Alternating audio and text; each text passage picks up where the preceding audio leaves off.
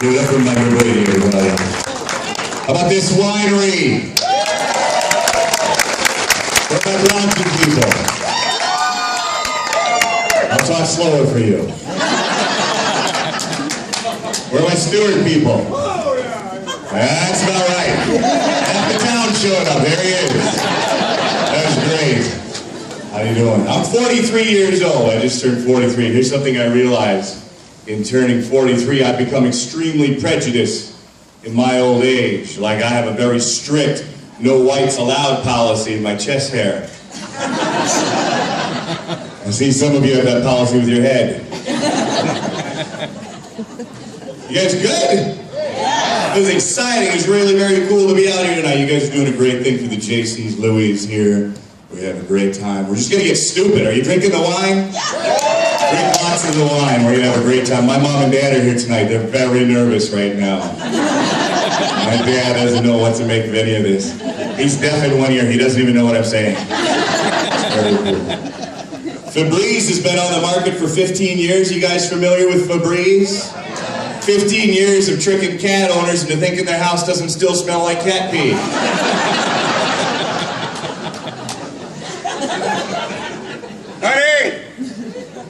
Honey, your cat peed in the dining room again.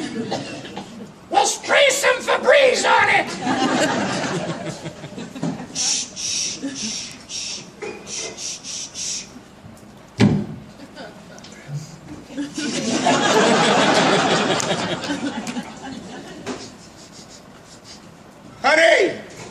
Honey, it smells like a field of fresh-cut daisies in here. That the cat peed in.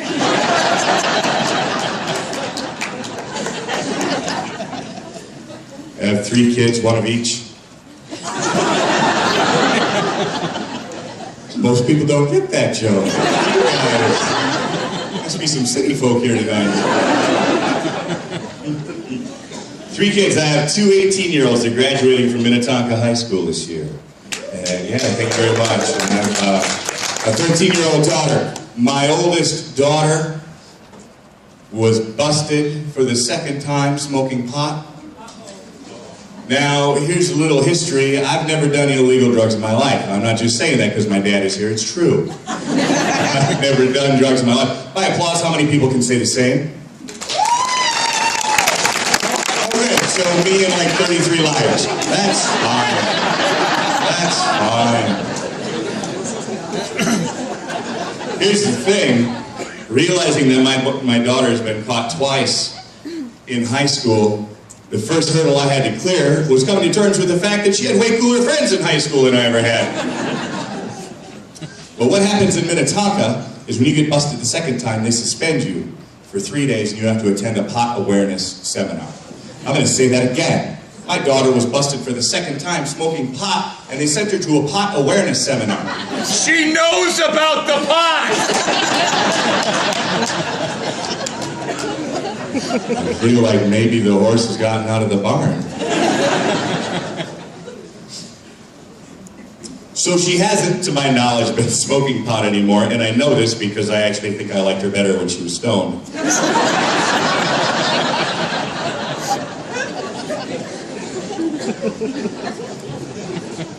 I'm a parent. My parents are parents. In fact, I come from a long line of parents.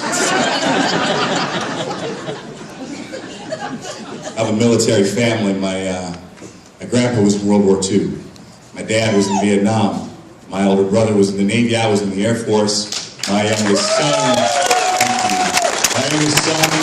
has just been accepted into the Air Force, so we're a proud military family. In fact, my sister, my youngest sister, is a Black Hawk pilot, and she's currently serving her 2nd tour in Afghanistan right now. So if you're looking for the badass in the family, it ain't this guy. It's the girl getting shot by Afghanis right now. Here's the thing about my sister. She is a Black Hawk pilot. She's also a cop in Minneapolis. Now here's the thing, she's not just a cop in Minneapolis, she's a cop on East Lake Street. Okay? For those of you who are unfamiliar with East Lake Street, that's a place where people go to die. So she's a Black Hawk pilot, she's a cop, She drives a Harley-Davidson motorcycle. She also drives a Jeep Wrangler. Now I know what you're thinking, but she surprised us all and got married last year. It wasn't one of those idol weddings. No, no, no, no. She married a guy. Very proud of my sister. Very proud of my whole family. Here's the thing. I want to take a moment, just a little housekeeping moment for you. I have in my hand here some comment cards. These are from an actual show. I do comedy all over the country. I travel the country doing shows, and we have comment cards on the table. Tonight's a little bit special because we don't have comment cards, but what we do have is the opportunity for you to talk to Mike McGrady and tell him how much you enjoy the show. You have an opportunity to talk to the JCs and let them know how much fun you had. An opportunity to donate into the Dollars for Scholars Fund and help move this along and do some awesome things. So we would like for you to take that moment after the show and talk to Mike and tell him how much you enjoy the show. Tell him how much you love me. Tell him how much you'd like to have me come back and do another show. Tell him how much you enjoyed this show and that you're pretty sure I'm underpaid. Make sure you tell him those things. Now, if that is not your opinion, what I'd appreciate is if you just shut the hell up and walk away. You're all entitled to your opinion, but some of you we just don't want to hear.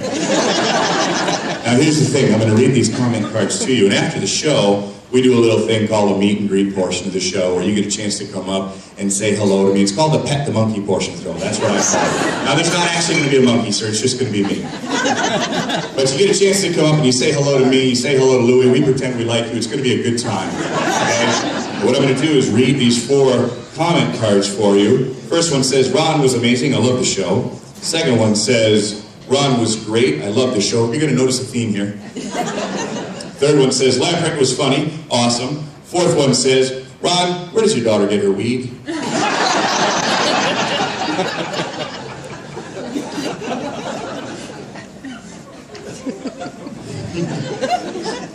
I'm a big fan of sports. I'm a huge sports fan. How many Minnesota sports fans we have here tonight?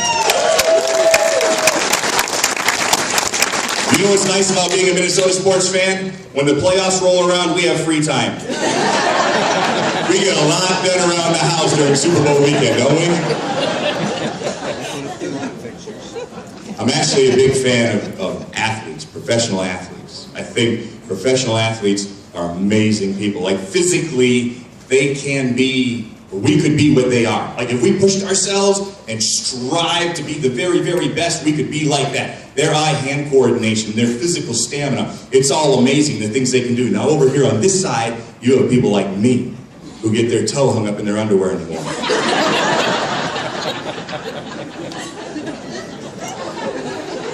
I feel like some of you aren't with me on that, I'll explain. Let's take LeBron James, for example. LeBron James is widely considered to be the very best basketball player on the planet. He's 6'9". He is ripped, pure muscle. Top to bottom. He can change directions in mid-air. He's paid millions and millions of dollars to do one thing, and that's get that ball in the basket. That's it. There are 5 people on that floor who are paid millions and millions of dollars to stop him, to prevent that from happening. He jumps up in the air and goes towards the hoop. They jump up in the air and go towards him. He doesn't know what they're going to do. They don't know what he's going to do. They're twisting. They're pirouetting in air. It's a beautiful ballet. They're changing directions. It's amazing. Somebody wins and somebody loses. Over here on this side, you have me. I know my underwear is only going up. Likewise, my foot, the foot I control, has only to go down to make this equation work. Now that's a long way to go to tell you I may or may not be wearing underwear right now.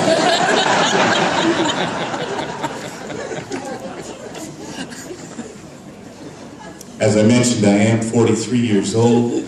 My memory has slipped a little.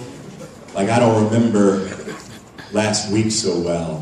But I remember my first car like I'm still driving it. How many of you remember your first car? Absolutely. What was your first car, Ken? A Toyota, a what? A Granada. Wow, that almost doesn't even qualify. My first car was a 1970 Oldsmobile Cutlass F85. It was green. It wasn't just green, it had a metallic flake in it. It was green. It had a 350 in it, 350 cubic inches under the hood, 96 miles an hour in the quarter mile. I hauled ass on the highway in that car. I was a baller, ladies and gentlemen. That car moved me. 350 cubic inches under the hood. I had a carburetor, sir. You remember those? There was a carburetor in my car because I was a baller. Not one barrel, not two, not three, 4-barrel carburetor in that car, ladies and gentlemen. 350 cubic inches, 4-barrel carburetor, 96 miles an hour in the quarter mile. The back seat was huge. Nothing ever happened back there because I was socially awkward. That's not the point, sir. That's not what we're talking about here.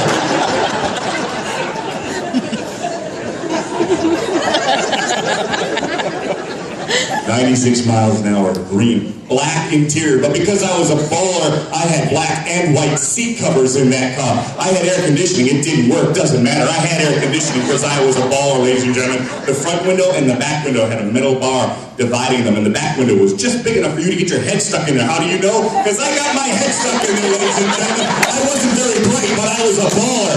I remember that car beautifully. I had 15-inch Keystone Classics. That's what back when 15 inches was a big wheel, sir. Do you remember those?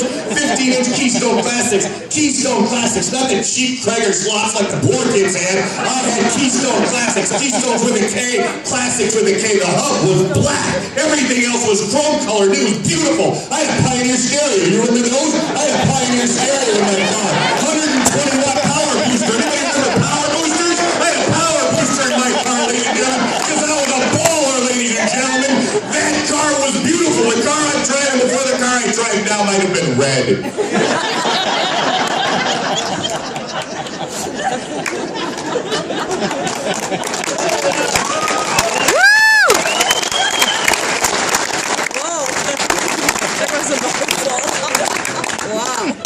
Eruption of spleen.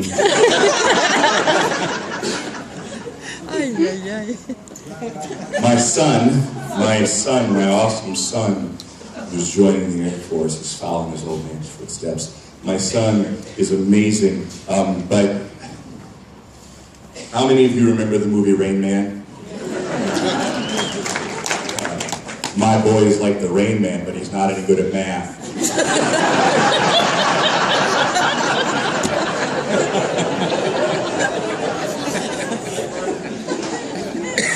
He got a 43 for a final in French class. 43, that's the score he came home with. I'm a good dad. I try to understand things. I try to talk to my kids. I try to work it out. Bubba, what happened? Bubba says to me, his honest to God answer, I swear, how did you get a 43 for a final in French? His answer, Dad, they try to teach me words I don't know.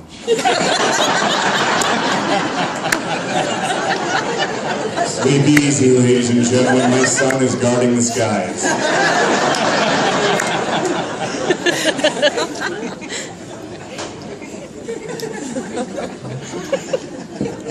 Now, I grew up in small town Minnesota. Thank you very much. Really quickly, let me just ask you, ladies and gentlemen, how many people here have kids over the age of 18 living at home with them now? Okay, so I appreciate your honesty. I should tell you, you are what's wrong with America today. You need to kick them out. You need to do it soon. I don't want to hear any chatter about them trying to get a plan together. They're trying to figure things out. They have a plan. They figured it out.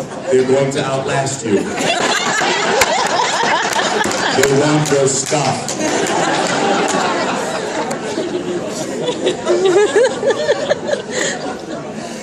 I have a cousin who's 50, never moved out.